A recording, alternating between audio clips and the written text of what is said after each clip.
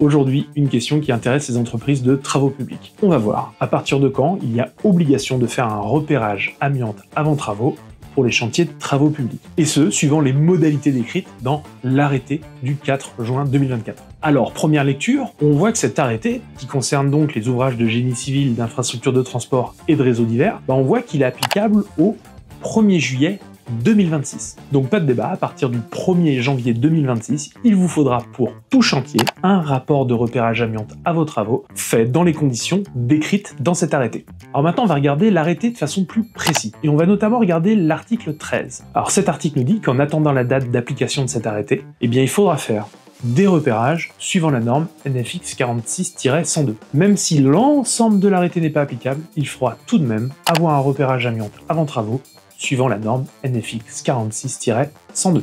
Alors vous allez me dire pourquoi avoir mis une date à 2026 si d'ores et déjà la norme est applicable.